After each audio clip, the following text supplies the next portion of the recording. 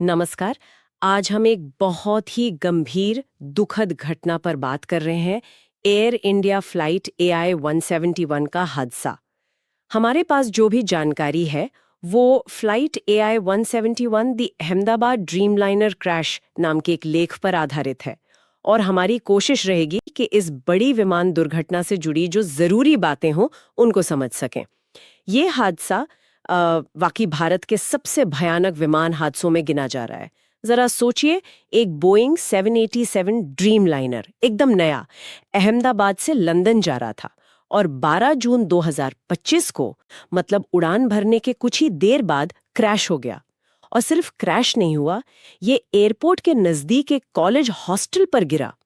विमान में जितने भी लोग थे सभी 241 लोग, जिसमें 12 क्रू मेंबर्स भी थे, उनकी जान चली गई और जमीन पर उस हॉस्टल में कम से कम 30 और जानें गईं। ये आंकड़े ही दिल दहला देते हैं। लेकिन यहाँ एक ऐसी बात है जो सुनने में बिल्कुल अविश्वसनीय सी लगती है। इतने बड़े हादसे में एक व्यक्ति बच गया। हाँ, 40 साल के विश्वास कुमार रमेश।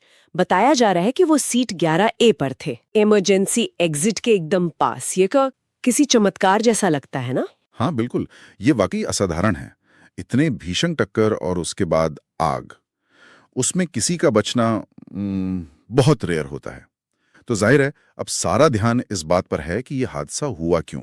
जांचकर्ता पूरी तरह से इसमें जुट गए हैं। अच्छी बात यह है कि विमान के दोनों ब्लैक बॉक्स मिल गए हैं, मतलब फ्लाइट डेटा रिकॉर्डर और कॉकपिट वॉइस रिकॉर्डर। और इनमें से एक को आगे के विश्लेषण के लिए अमेरिका भेजा गया है, NTSB के पास, नेशनल ट्रांसपोर्टेशन सेफ्टी बोर्ड। अच्छा, तो मतलब जांच अमेरिका तक पहुंच गई है। ये तो दिखाता है कि मामला कितना गंभीर है। शुरुआती रिपोर्ट्स में कुछ पता चल रहा है, किस तरफ इशारा है। देखिए, अभी कुछ भी पक्के तौर पे कहना थोड़ी जल्दबाजी होगी, लेकिन हाँ, शुरुआती जांच में कुछ चीजों पे गौर किया जा रहा है। जैसे कि क्या विमान में अचानक पावर फेल हो गया था, या फिर इंजन में कोई दिक्कत थी, या विंग फ्लैप्स जो पंखों के हिस्से होते हैं उड़ान और लैंडिंग में मदद करने वाले, उनमें, या लैंडिंग गियर में कोई मैकेनिकल कोई खराबी आई थी। ये सब अभी मतलब शुरुआती अंदाजे हैं। असली वजह तो ब्लैक बॉक्स के डेटा और मलबे की पूरी जांच के बाद ही सामने आएगी। ये बात थोड़ी सोचने वाली है। 787 जैसा आधुनिक विमान, इसमें तो कई सारे बैकअप सिस्टम होते हैं ना? हाँ, अगर पावर फेलियर जैसी बात निकलती है तो ये तो वाकई चिंता की बात होगी। सही कहा, बिल्कुल। आधुनिक विमानों में सुरक्षा के कई स्तर होते हैं, रिडंडेंसी कहते हैं उसे। इसीलिए हर पहलू की बहुत बहुत बारीकी से जांच होगी। इस बीच एयर इंडिया ने भी, आप कह सकते हैं, सावधानी बरतते हुए अपने कुछ बोइंग 787 विमानों की उड़ानें रोक दी हैं, उनकी जांच के लिए। हाँ, ये तो स्वाभाविक है। इससे यात्रियों को तो दिक्कत होगी, उड़ानें लेट होंगी, पर ऐसी स्थिति में सुरक्षा ही पहली प्राथमिकता है। लेकिन इस हादसे का असर सिर्फ उड़ानों में देरी तक ही नहीं है ना? ऐसा लग रहा है कि इस विमान के बारे में भी बड़े सवाल उठ गए। बिल्कुल, और यहीं पर एक और बहुत अहम बात सामने आती है।